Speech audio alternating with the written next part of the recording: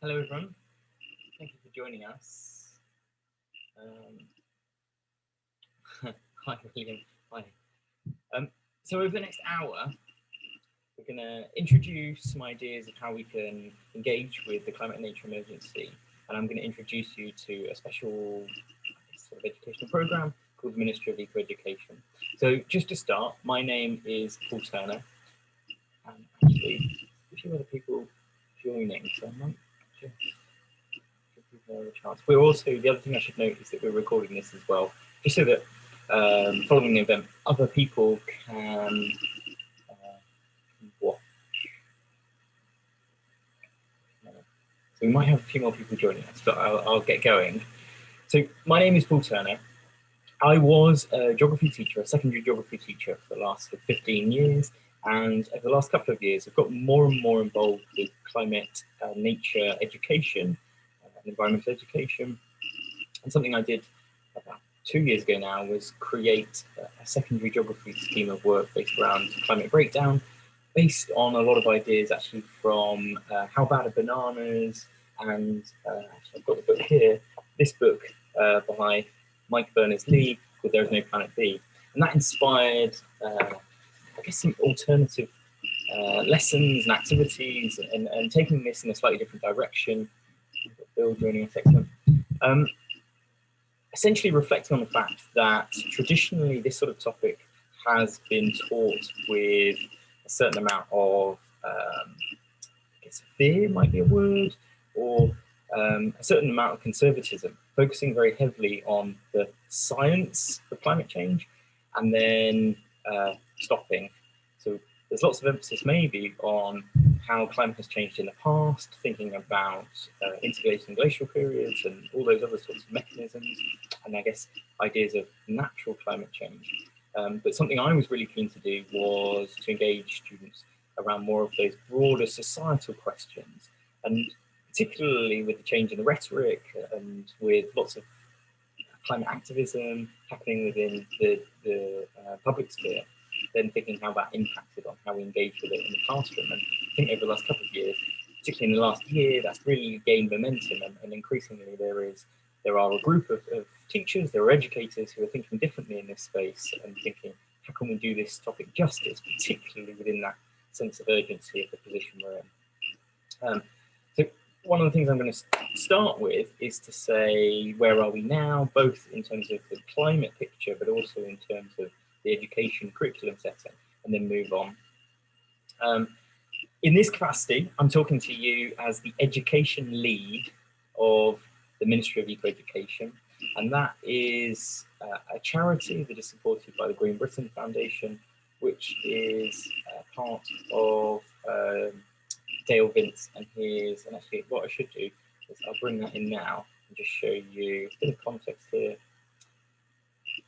Joining us, excellent. Here's Dale in the top left.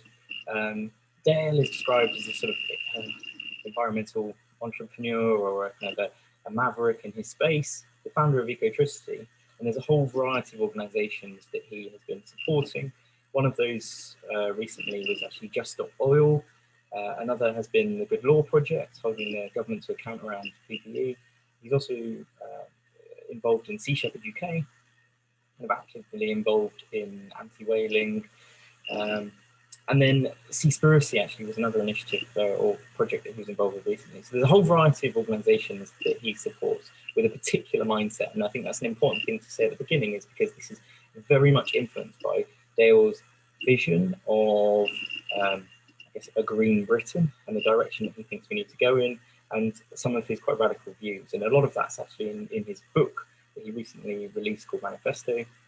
And I guess also the other thing to mention is Forest Green Rovers are a particular good example of so much of where we need to move to. So the football players at Forest Green Rovers are vegan, the pitch is organic, they've got an electric bus. Obviously everything's run with renewable electricity, renewable energy. And he's really pushing the boundaries, I guess, in terms of football, but sport more broadly. And that's a really good example that we've been using with lots of the teaching materials. And we're also using football as a vehicle to be able to access another audience, because I guess that's another perspective of all of this is Dale's got a lot of connections with people outside of the traditional echo chamber, particularly through things like the Daily Express, that have. So let's jump on and just go back to that picture actually of where we are now. Okay, let's have a look at this. So these warming stripes, this hopefully is something that everyone is really familiar with. And actually, this is a good place to start because we have a full scale, it's about 13-foot printed version of this that we tour around schools. So part of the project has actually been going and visiting schools and launching this sort of curriculum with them. So these warming stripes were created by Ed Hawkins at the University of Reading, and they show from 1850 to the present day how the world's average temperature has increased or changed with the darker blue and the darker reds. And this is a really helpful visualization of what has happened to the world. And for young children, it's a really easy way to see what's happened, to visualize that. And we actually use this as a learning tool where you can place children at different stages of this line. So you can say, okay, in 1850, carbon dioxide concentrations were 285 parts per million. Then we can plot people at different segments, today being 421 parts per million. And we can start to bring this graph to life and think about how, what was the carbon dioxide concentration when someone, maybe that is 100 today, when they were born, when maybe their parents were born, what was the carbon dioxide concentrations and how has that changed? And it really helps to bring this graph to life. And of course, we can then also have a look and relate this to the Keeling curve and have a look at how carbon dioxide concentrations have changed. So similar sort of time scales here, you can see 1850 there. And again, it just visualizes that rate of change, because I guess one thing that's really important to emphasize, and I think I do actually have that here, yes, what's really important to communicate to young people is that the concept of climate change is not new. The world's climate and temperature and carbon dioxide concentrations have always changed, and it's normal for them to change. But what is new and novel and different and potentially more worrying is the rate of change. And you can really see that on the graph here, where the change in carbon dioxide concentrations over the last 50, 100 years is almost vertical, particularly within this context, within that time frame. So emphasizing that it's the rate of change that is the really concerning thing. And that, though, is the thing that's really driven part of this project, is that sense of urgency. And so what we've wanted to do within the educational sphere is to say, look, we need to do as much as we can right now. We're not waiting for government reviews or changes.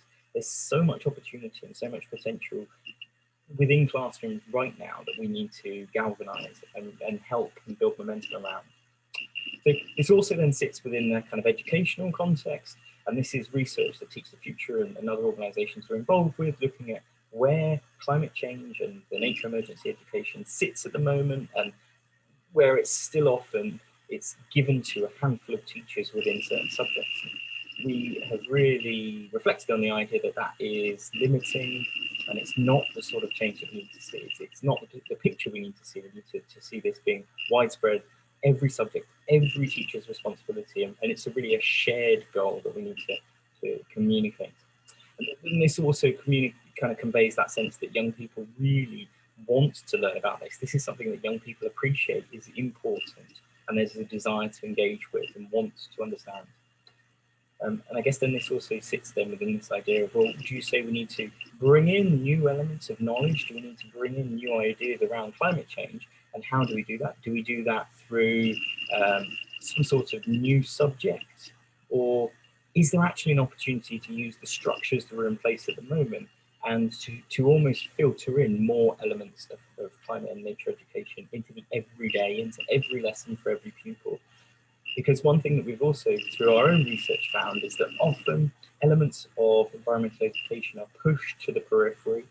They're both in terms of the space of the school, so it's tucked away, it's a corner, it's a almost kind of neglected garden space that's overgrown that some students might be involved with. But it's also often a club that's done with a select few students at the end of the day or in a lunchtime, and it's not given the space that's needed.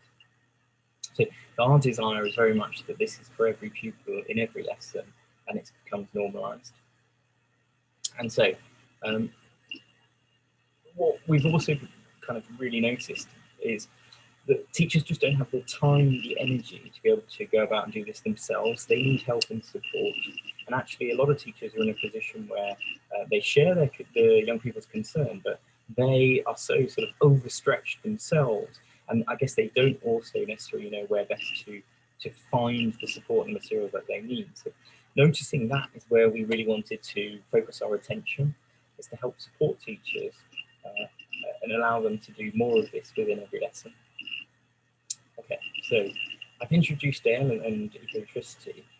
So the Ministry of Ecoeducation, we started this organisation about a year ago, very much with the principles that it was from the ground up, bringing teachers together, knowing that there are superb pockets of best practice happening all around the country.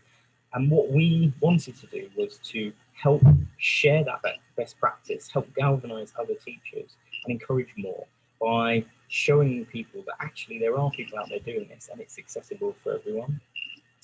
And so what we've ultimately done is rearrange the national curriculum or reframed it around an environmental lens. We've almost thrown it up and then let it resettle so that this curriculum allows young people to teach the national curriculum, but through this sort of environmental lens. We've wanted it to sort of be holistic as well and broad, and I'll show you how it's structured in a second. But this very much is realising that what drives teachers at the moment is that the expectation that we need to deliver a curriculum and that we're held accountable to those things.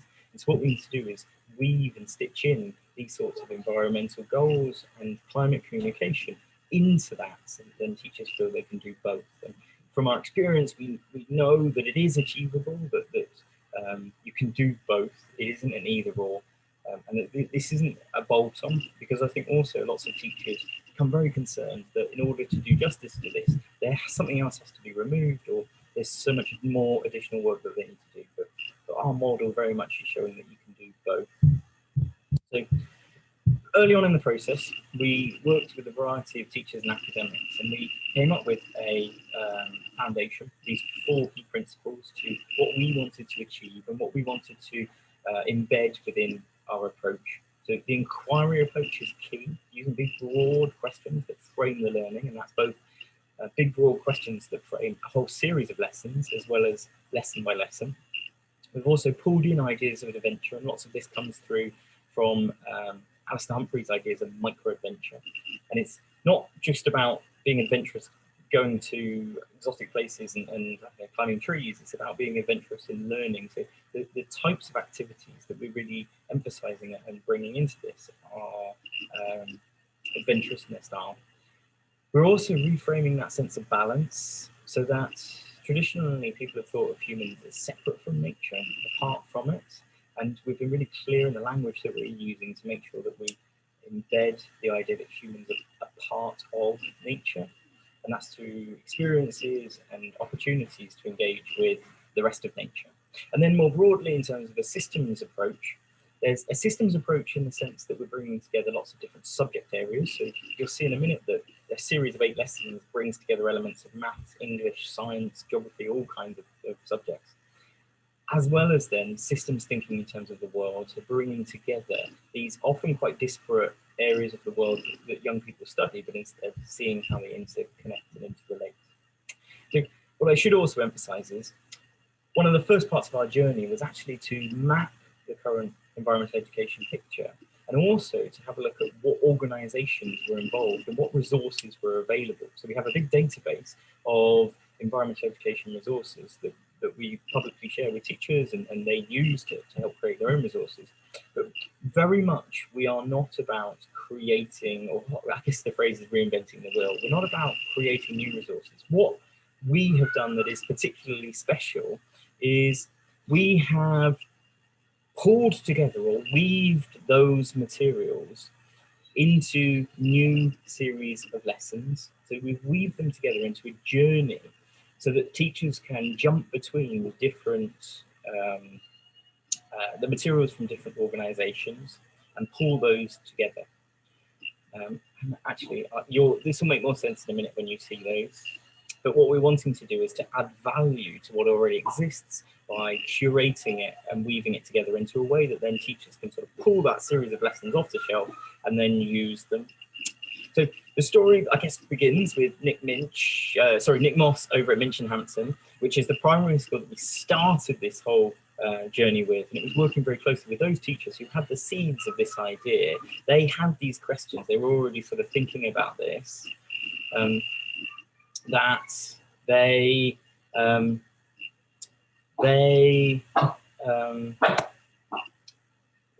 we were starting this journey. Sorry, I just need to take 1 second. I'll be back in 1 second.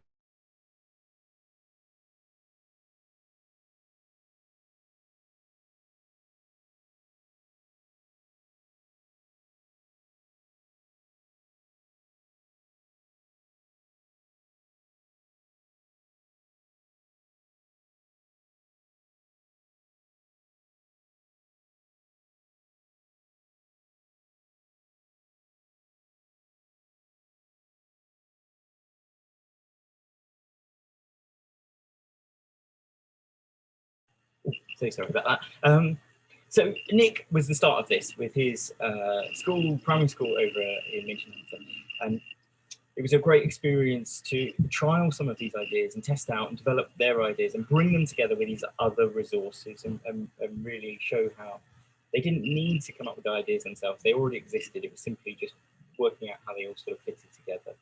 And so what we've been doing then over the last year, so since September, is we've been working more closely with 15 other primary schools initially, but actually now we've been working since about January with secondary schools, and we're actually quite advanced in developing a Key Stage 3 version, so starting to begin working with secondary schools, but I'll come to that in a second.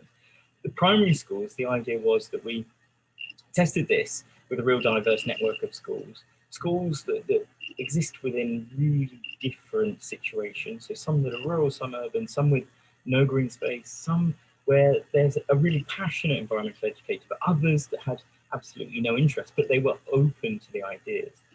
And that's been a really valuable experience. Schools have been sharing their best practice, we've then been sort of adapting that into a way that then is transferable and we can share that. So there's been lots of co-creation of series of lessons. And what we've then done now over the last 6 months has been recruiting new schools. We've got more than 100 schools that are going to begin this process in September, and again, those schools are sort of from a national framework. We have also been working quite closely with local authorities as well to scale this, and actually, if I'm honest, London is one place that we're slightly lagging behind. It would be great to engage more with some local authorities and schools within London. I guess the bit with the secondary schools then is we've spent the last sort of 6 months working with a group of 10 secondary schools to explore what's possible within the Key Stage 3 setting. And actually what we've come up with is the idea that it is possible. We can adapt what we've created for primary schools. Using resources that already exist, we can weave them together into a series of lessons. And those lessons can actually bridge subjects where you would have maybe 2 or 3 subjects. So maybe it could be English and science, it could be English and geography, it might be science and geography, who share a common inquiry question, but they're teaching their subject specialism, they're teaching their aspect, or the aspect of their subject that relates to that question. And I think that's quite an exciting opportunity to help develop more cross-curricular teaching, which I think is something that schools are often very keen to do, but the reality of it often bites and is a bit more difficult. So here's a flavour just of some of the teachers that we have been working with over the last year. Hannah is an early years practitioner, really enthusiastic, and has got some great ideas that we've been able to share with other schools. And similarly, we've got John in Liverpool, Tamsin down in Plymouth. It's been great to work with these people. I think that's a real story, or part of this story is that idea that it's the personalities and the people that we've connected with that's really brought this to life. And it's so important to develop staff and to build on their expertise and knowledge. And so here's getting to some of the curriculum materials. So what we have, and I'll actually show you this live in a minute, but this is just a snapshot to show we have more than 50 of these inquiry questions, and they're grouped together under key themes, and those key themes map onto things like the eco schools themes, and they're quite common themes of grouping this sort of this knowledge. We've then added a key concept, and the key concept really gives direction to this, so it helps. We've got about 6 different key concepts, things like futures, quality, jobs, human nature relationship, community, identity. And the idea is they give a steer to the topic or the inquiry question and help the teacher to really think, okay, we constantly need to be thinking about how this relates to the place of work or jobs, or this one actually is going to be really heavily focused on futures thinking. The inquiry questions down the middle there give you kind of a flavour of what the approach is, in the sense of these really short, thought-provoking questions that act as a hook, and they help guide the series of lessons. So under each of these inquiry questions, there's a series of 8 lessons that bring together the resources of all these different organisations. So they do have a key stage, a year group, that they're focused towards, that have been in mind. What we've then done is mapped it onto the national curriculum at each of those key stages, and we have a separate document that really maps that out. It's not holistic in the sense that we've not created a curriculum that suddenly teaches the whole of the national curriculum through an environmental lens. I think there's still, and this is the reality of the way that schools engage with this, they're still teaching English, maths, science as bespoke subjects, but this gives it another layer, and they've found time within their curriculum to actually swap out elements and swap this in. The other key thing just to focus on at this stage as well is that we've really wanted to bring in real world outcomes. So the idea that students produce something has meaning beyond their classroom, beyond their teachers and their peers, and instead has a practical impact within the wider community. And again, I think this is one of those opportunities to create a more sustainable situation where, rather than adding on those things beyond the curriculum and saying, oh, that's something that you need to do as a teacher beyond, or as a school we want to achieve outside of lessons, instead it's the work of the students in lessons that helps achieve that. And some of that is through things like creating a presentation for the local community or for their parents, or hosting an event, and they work up to that event. And a good example at Minchinhampton was a recent fashion show that then involved the local community. I'll just go into a bit more detail then to show you what the schemes of learning look like. This is just the front cover. They follow this same pattern. What stands out here is that we've embedded literacy within each of these topics. The teachers have suggested books and really prioritise that, and we're going to continue that into Key Stage 3 as well. The idea that there are texts that are either opportunities for students to read a book or extracts to be used within the learning. We've signposted those national curriculum links at a really kind of top level, and it's the other document that goes into more detail. We've highlighted some key ideas to make sure that the teacher is clear on what's trying to be conveyed in that series of lessons. And then at the bottom there, you can start to see how we've curated these resources. So the idea is it links through to these third-party resources. And in most of the lessons, there's more material than they might actually need for a lesson. And there's then the flexibility for them to pick and choose what they would like to include and to use. So it's almost like a suggested menu, and it's been curated, and we've made sure that I guess there's an element of quality control as well, but there's a real breadth to this that then allows teachers to kind of get the best out of all of this. Now, this is then taking a step back. So we have those curriculum materials at the core of this. We've got that idea that we've brought together all of those materials that exist on websites of organisations that are often tucked away, a bit of a challenge for teachers to find, and we've kind of picked those and curated them in a way that it's much easier. What we've also done though is create a bit of a journey for schools to help support them. So we realised that it wasn't just a case of saying, here are the materials, kind of what's next, you take these. Instead, schools need to follow this sort of a journey to help understand how actually they can get the most out of all of this. And that begins in step 1 with really broad community consultation. So really being sustainable from the ground up by involving every single person, not having something from the top down, kind of people being told, but instead we've got some surveys that help understand the staff's strengths and interests and what they would like out of the experience and opportunity. Exploring young people's ideas of sustainability in nature as well. So there's some questions the teachers can share discussion. And then also we have linked in the Nature Connection Index and the survey that measures people's the richness of those relationships with nature and their connection with nature. And that's something that the schools do early on in the process, and then we return to later on to have a look and see the impact and value, or the kind of value added in that sense.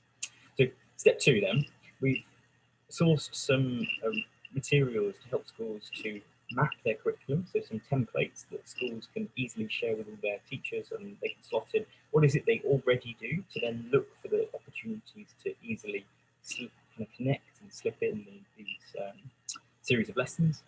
But also at the same time, we've got resources to help teachers map their school sites, and that might be through student activities and lessons where schools can use these resources to map the biodiversity and what their school site looks like.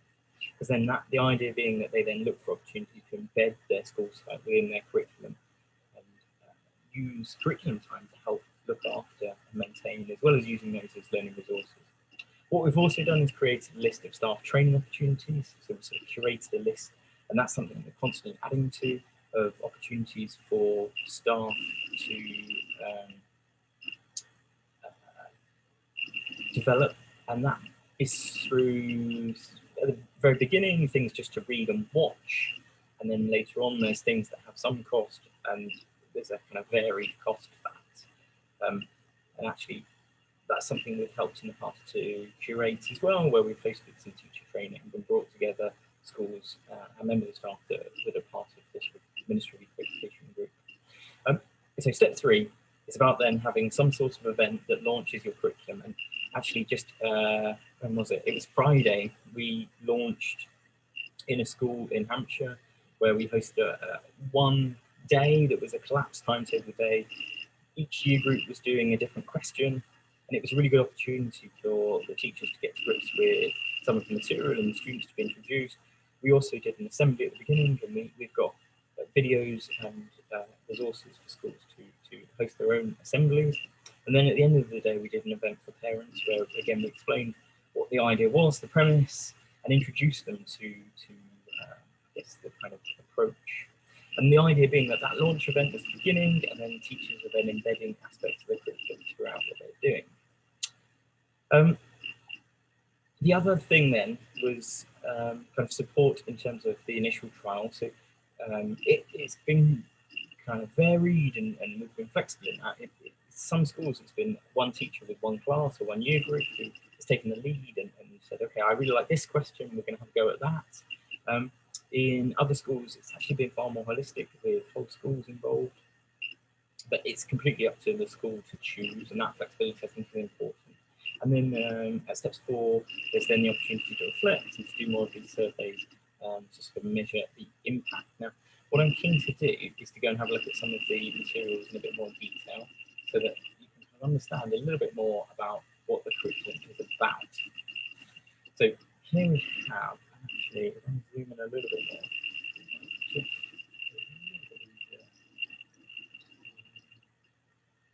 just to see some of it. So there's a few that I really, really like, and I'll explain why. This one is Carbon, a Magic Ingredient. I really like because what it does is it brings together aspects of science, the carbon cycle, that is the rock cycle, with aspects of history. So thinking about the human story of the Industrial Revolution, what life was like as part of a family that was involved in mining.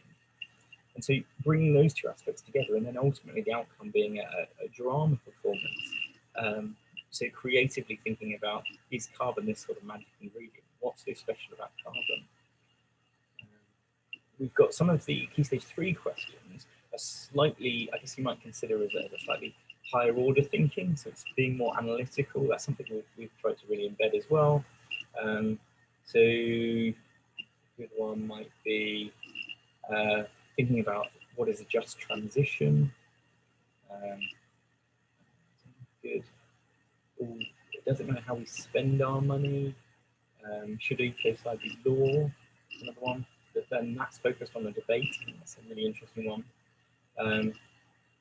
There's also, within that society group, that's actually one that we added that wasn't isn't traditionally thought of as part of the kind of sustainable eco groupings. But I think that idea of an opportunity to explore how we structure society is something also that's kind of important, but also often missing in schools. Thinking about, is the future already written? And the idea being that they then produce a letter that they write to their politician about what kind of future, what sort of world they would like to live in, and how then they see a pathway towards that. Who is in charge? And imagine that, key stage one. So we had key stage one, sort of 5, 6-year-olds, 4, 5, 6-year-olds involved in thinking around who actually is in charge.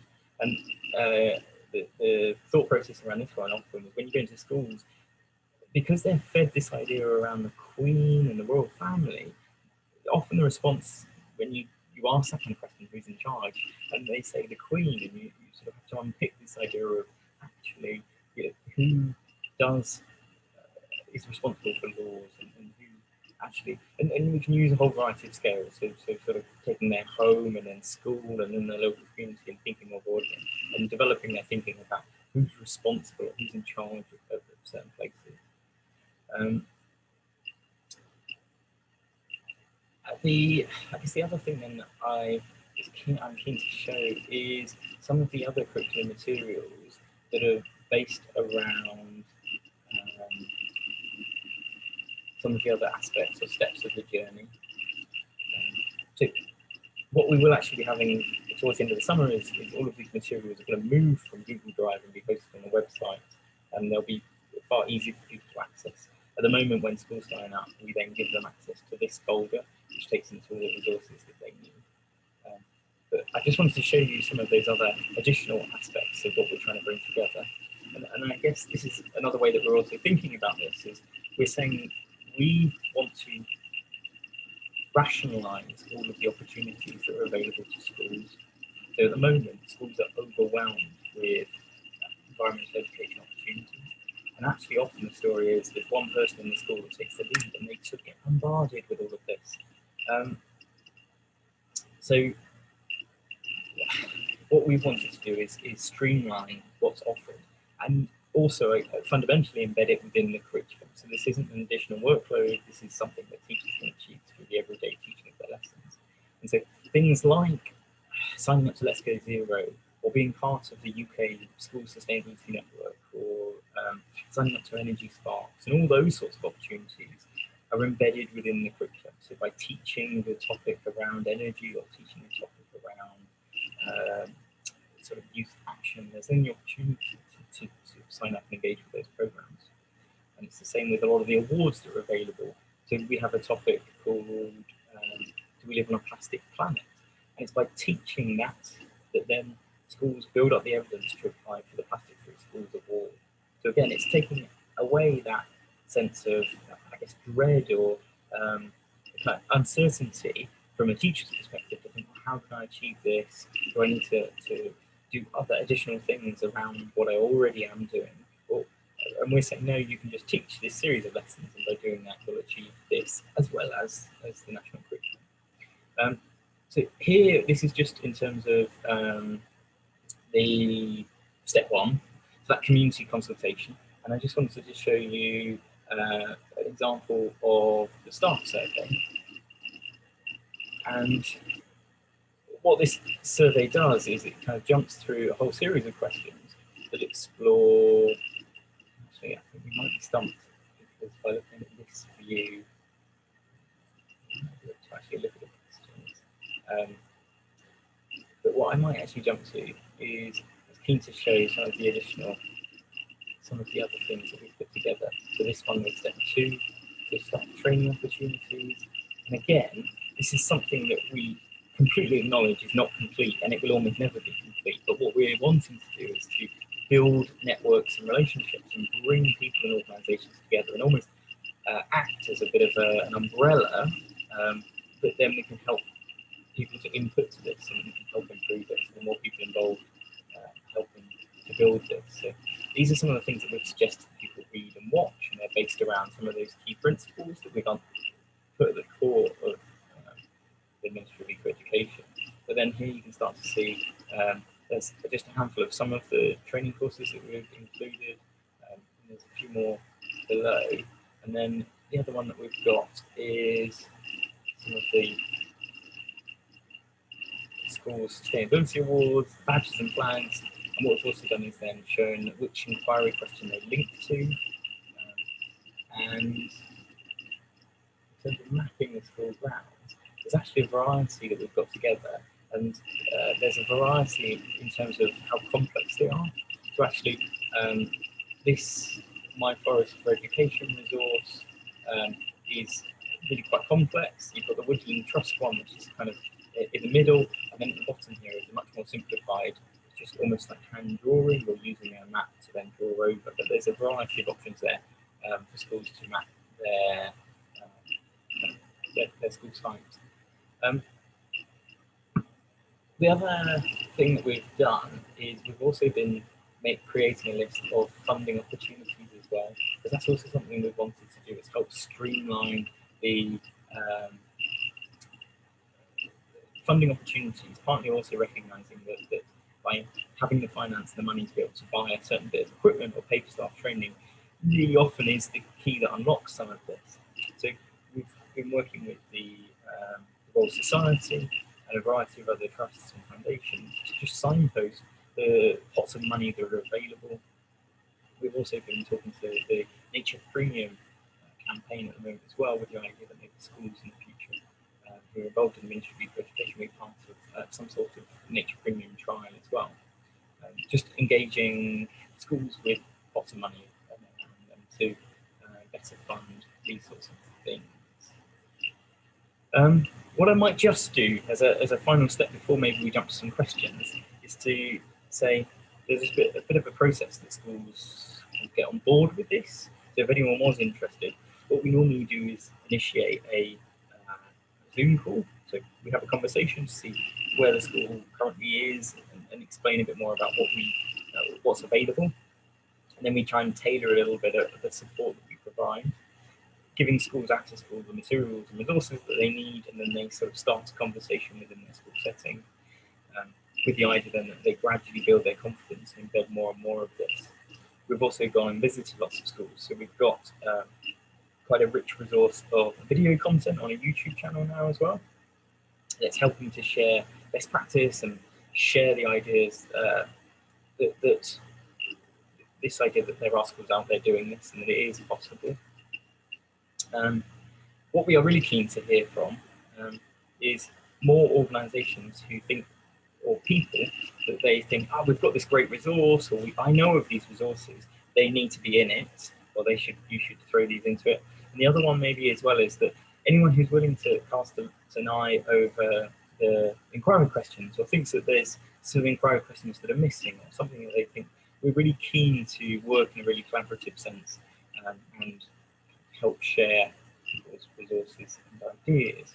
So what I might do is just open up the opportunity for any questions. If anyone wants to put them in the chat. There's a question from Sarah saying, you're going to send this presentation afterwards. Yeah, I'm going to send a link to all of the resources that I talked about, the presentation, and also the video that we record as well.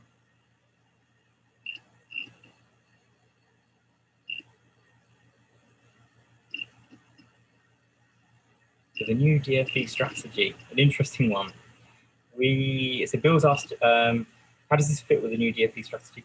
Well, I think so much of this is open to interpretation because the strategy is potentially a little vague and requires a certain amount of interpretation to sort of understand where it might go.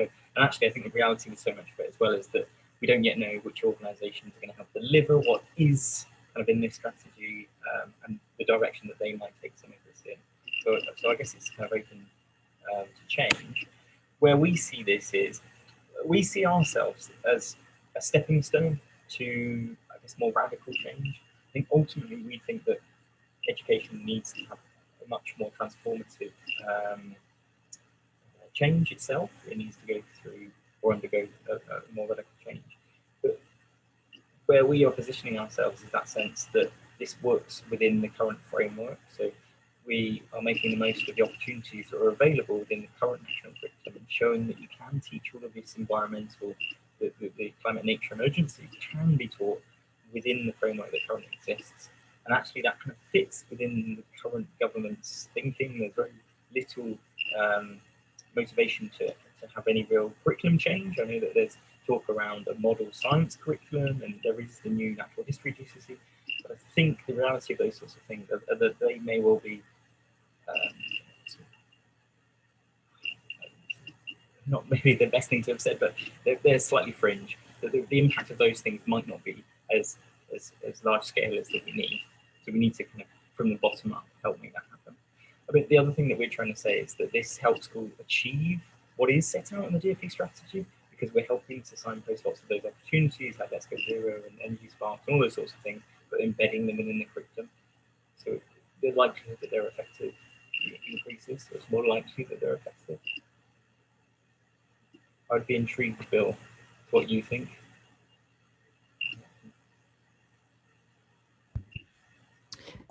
Well, I was just thinking that, I mean, similarly to how you can, hook this to the curriculum in different ways, and you can have that spreadsheet that says this activity ties to this subject's curriculum, you could also be hooking it to this strategy, because again, the strategy doesn't change the curriculum, doesn't change funding for schools, but it declares intention from the government. And so it's a way of both, again, giving teachers a foothold and these materials that kind of link, or school leadership, like whoever is going to resonate with, but also kind of holding the government to account and by saying, you said this is what you wanted, we're helping deliver it. So I think exactly what you said, but I think you're also right. It's totally up for grabs as to what will come from that. Yesterday, the next document that we need to make, which is mapping it onto to the strategy and showing how what we're sort of suggesting helps schools achieve that.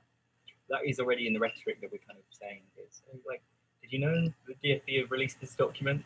And it's surprising actually, most schools are still like, no. I think there's aspects of things like the school leavers survey around climate change knowledge, and also the idea of a sustainability lead. I think a lot of schools are like, I wonder what the practicalities of organising that will be. Well, thank you. Cheers, Bill. Has anyone else got any other questions? Otherwise, I'd say, is Zoe? Do you want to?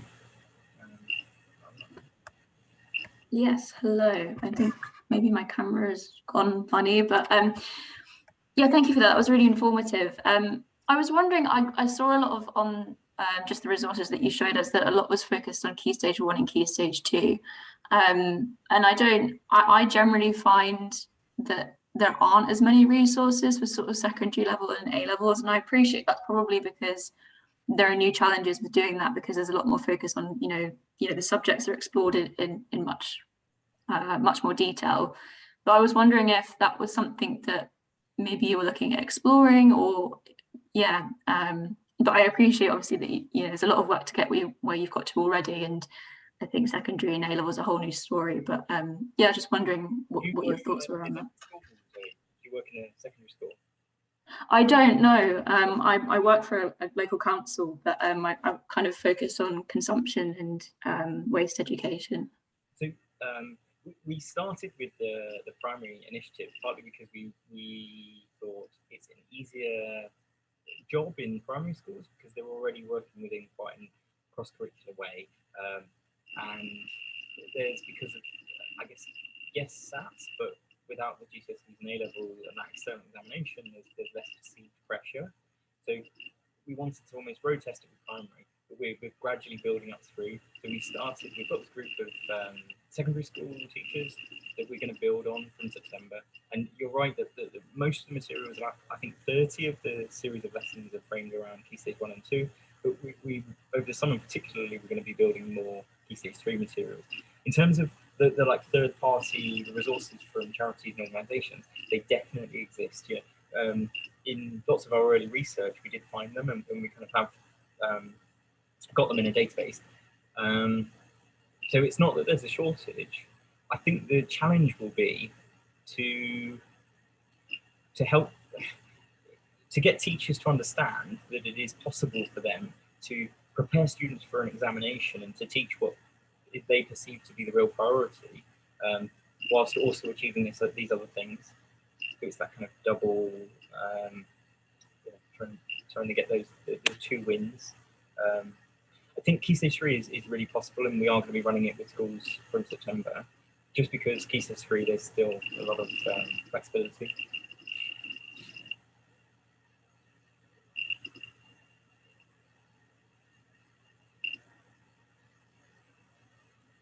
I think I might throw in there as well, it'll be interesting to see what happens with natural history, with the new natural history GCSE that'll be coming in 2025.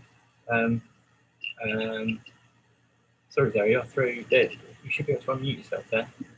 It's fine. I just want to say thank you, but it said host isn't allowing people to unmute. But yeah, thank you. That's useful. I kind of I look at sustainability education outside of like my formal job role. I'm part of like a youth organisation, but we focus more on at the European level. Yeah, and it's just interesting to see the kind of different approaches across different key stages, because my sort of focus has been more at the university level. And obviously that's a lot more, that's different because it's different powers and different kind of ownership of those systems. But I just, from the spaces that I've been in, I hear a lot more about educating, you know, early years and lower key stages, and not so much from secondary. So it was just interesting to hear what you thought about that. We've got the natural history GCSE that I think a lot of that will bring aspects. I think the reality is it'll be the rollout of that in terms of teaching and schools that take that, and the opportunities for students won't be as equitable as we would hope. That certain schools that might be able to resource and teach that. And I think also the reality of that sort of GCSE might not be. It was interesting in the news. It was labelled as the climate change GCSE, but the contents of what's been proposed really isn't. It's very much conservation. So there still is a bit of a gap and a void with that. But I know there's some work with other organisations around the EPQ, the extended project qualification that is available at A-level, with the idea that creating a sort of sustainable version of that. So it would still be EPQ, but students would be encouraged to explore ideas of sustainability. Oh, cool. No, that's interesting. Thank you. I do. The other thing I do know from kind of lots of conversations with other organisations is that everyone is hyper aware that they need to embed more climate and nature education into their subject. So all the big subject organisations are really looking for opportunities and developing the resources and the support that they provide. So that I think is only going to be beneficial for everyone. I was going to jump on to Anne. You threw in a question there saying what other organisations, or what are the organisations focusing more on the secondary school curriculum mapping? There's the Royal Meteorological Society have done some work where they've been exploring where climate change sits within all subjects and opportunities to be able to develop that at the secondary level. And I know that there's a couple of other organisations like the NEU, the Teachers Union, and another one is the Students Organising for Sustainability, actually, or another one, that are looking at curriculum mapping. And sort of similar to what we're kind of thinking of is looking for opportunities to embed more sustainability education. So Sarah's just asked if you could advise about the ways to integrate sustainability in the curriculum to reorientate some teaching to focus on sustainability, incorporating sustainability themes across the discipline. Yeah, I think the reality is, and again, this can often come across as a little bit superficial, but the idea that every time you use an example, every time you talk about a real world context, you can always bring in aspects of climate, nature, emergency, and I think that's true for any subject. And it's often a challenge for teachers who don't have a deep understanding of this because they won't spot those opportunities. You really do need to either provide some expertise, so someone external to help elicit those, or provide training, much deeper training for teachers in order to do that themselves. And I guess what we've done then at the moment is really exemplify those primary examples. So really looked at opportunities to explore those within the primary curriculum. I mean, off the top of my head, there's an organisation called Surfers Against Sewage. Actually, it is,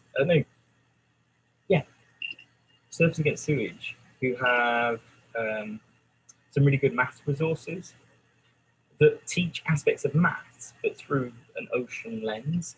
And they really exemplify this idea that you can actually teach aspects of what we traditionally think of as a core knowledge. You can do it through the environment, through the real world. And I think what's also interesting is something we've been trying to do is encourage schools to go outside and to even just have pockets of time outside the classroom. And we've really tried to prompt teachers to think that a classroom is quite an artificial environment, and it's not a sort of natural space for young people, particularly the idea of sitting down all the time. So lots of the activities that we've included encourage schools to go outside and just spend some time, either it's thinking in terms of an emotional response to the natural world, or the rest of nature, or it's doing some maths where they measure something outside and then come back in and use those sorts of numbers, or it's writing a poem or writing a story that they are using the environment outside to help them to bring that in. I think the more that we can develop those opportunities, there's real value in that. One of the last things I will say, maybe before we finish, is we are really keen to spread the message of this. So please, when I will share all the resources, please do share them with whoever you feel kind of might be interested, or please do encourage people to get in touch. We're more than willing to sort of organise conversations and share more information. I think I'm going to say thank you and goodbye.